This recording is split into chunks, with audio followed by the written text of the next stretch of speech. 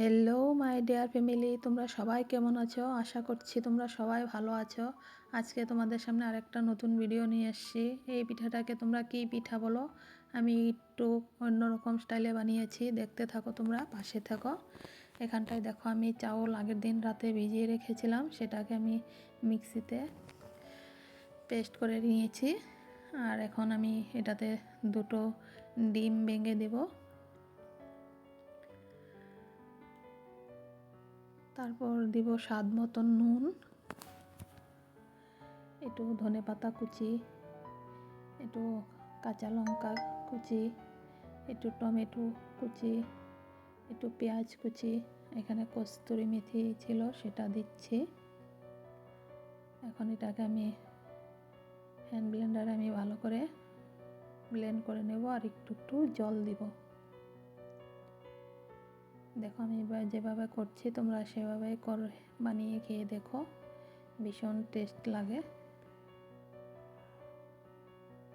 এটা তোমরা বাচ্চাদের টিফিনেও বানিয়ে দিতে পারো। আমি মেয়েকে প্রায় সময় বানিয়ে দিই স্কুলে। দেখো, এখন আমি একটা আপে তাওয়াতে অল্প অল্প তেল লাগিয়ে নিচ্ছি। এখন আমি ব্যাটারটা দিয়ে দেব।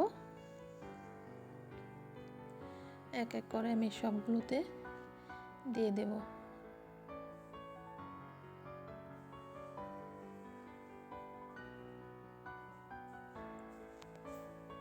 তোমরা কে কোথায় থেকে আমার ভিডিওগুলো দেখছো কমেন্টে জানিও।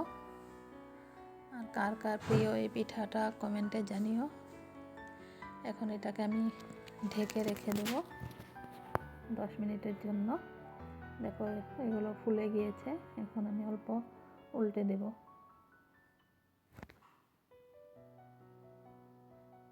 সবগুলো এক এক করে আমি উল্টে দেব। ভীষণ ভালো লাগে এই পিঠাগুলো বানাতে। তোমরা শুধু চাউল গুঁড়া দিয়েও বানাতে পারো, সেটাকে চিতই পিঠা বলে।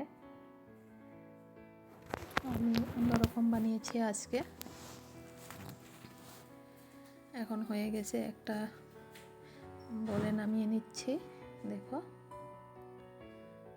এখন আবার একটু তেল ব্রাশ করে আবার আরেকটা বেজে নেব।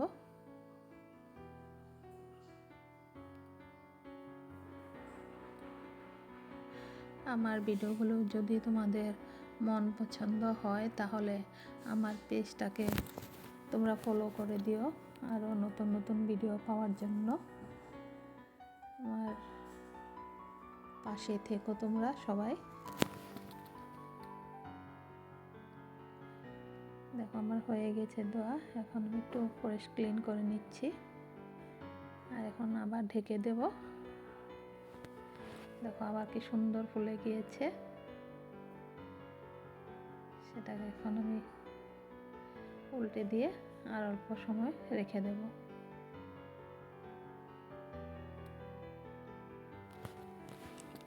এখন সবগুলো আমি এক এক করে ভেজে নিয়েছিলাম। দেখো, আমার ভাজা হয়ে গেছে।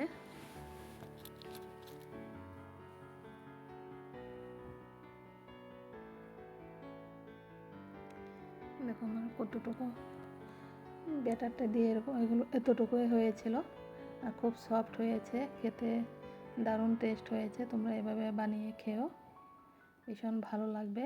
তাহলে এখনকার মতন আসি। সবাই ভালো থেকো, সুস্থ থেকো, আর আমার পাশে থেকো।